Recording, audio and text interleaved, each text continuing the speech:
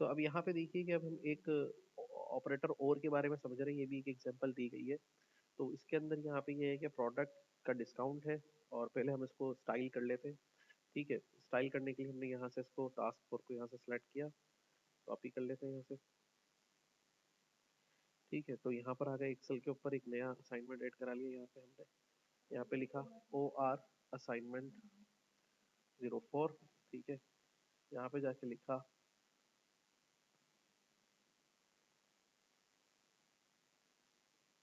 और सिनारियो पे क्लिक किया हमने यहाँ पे जाके।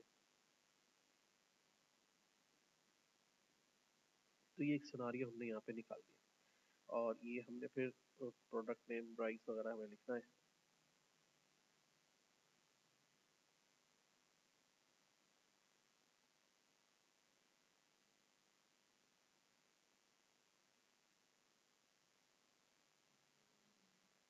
ठीक है, उसके बाद यहाँ पे क्लिक करके हमने डेटा में जाके टेक्स्ट कॉलम पे क्लिक किया, डेली मैसेज पे क्लिक किया, नेक्स्ट किया, कॉमा लगाया, नेक्स्ट किया,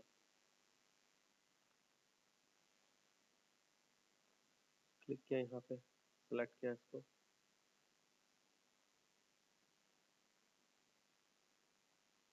वहाँ से क्लिक करके फॉरवर्ड पे गए, होम में कॉलम बिट पे क्लिक किया 30।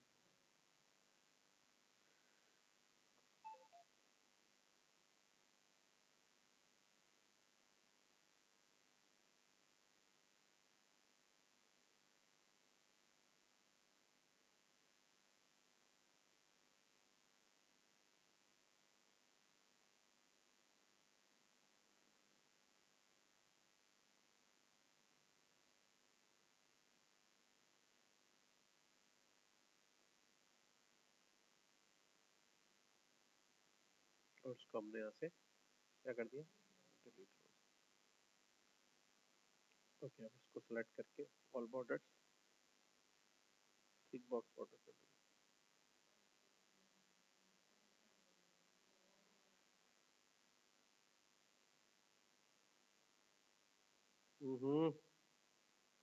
ओके, तो अभी यहाँ पे लेते हैं, हमारे पास प्रोडक्ट मुख्तलिफ है, लैपटॉप, माउस, कीबोर्ड, मॉनिटर वगैरह, और उनके प्राइसेस भी लिखे हुए हैं। तो यहाँ लिख देते हैं लैपटॉप, कीबोर्ड, माउस और हेडफोन।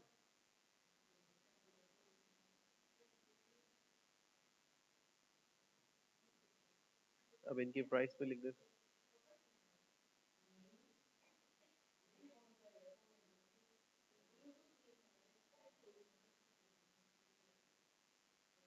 ठीक है, तो अब यहाँ चलते हैं आगे।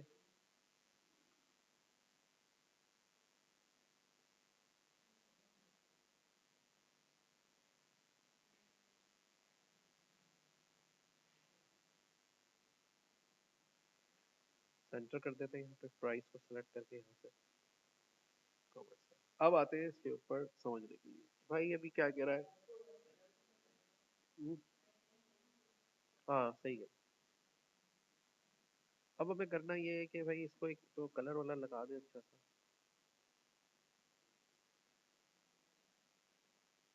तो कह रहा है कि सिनारियो स्टोर पॉइंट में ये है कि हमारे पास जो है ना, ये डिफरेंट किस्म के आइटम्स हैं। A store provide discount on products based on the following criteria. A product gets a discount if the price is above $100 or the stock is less than 50 units.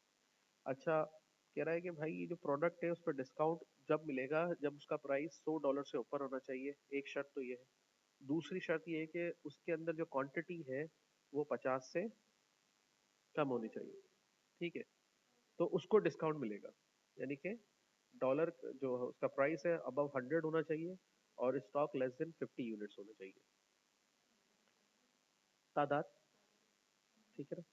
अब कहने का मकसद ये है कि यहाँ पर और ऑपरेटर ऐसे काम करता है कि अगर दोनों कंडीशन में से एक भी ट्रू होगी तो आंसर ट्रू आएगा। एक ट्रू एक फॉल्स में भी आंसर ट्रू है, एक फॉल्स एक ट्रू में भी आंसर ट्रू है, और दोनों ट्रू है तो भी आंसर ट्रू है। सिर्फ फॉल्स जब होगा जब दोनों आंसर फॉल्स आएंगे।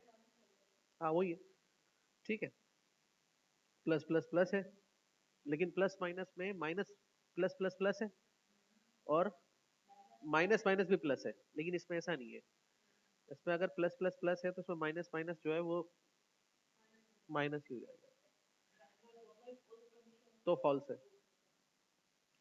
इक्वल टू स्टार्ट ब्रैकेट और ब्रैकेट स्टार्ट, ठीक है, कहेंगे भाई इस सेल को चेक करो, ये वैल्यू ग्रेटर होनी चाहिए कितने से, 100 से।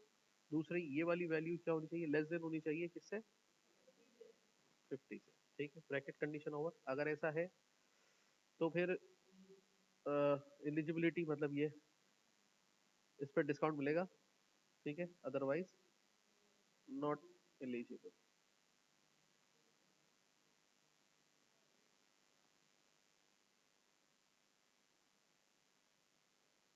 ठीक है, समझ में आ गई बात, ये क्लियर हो गई।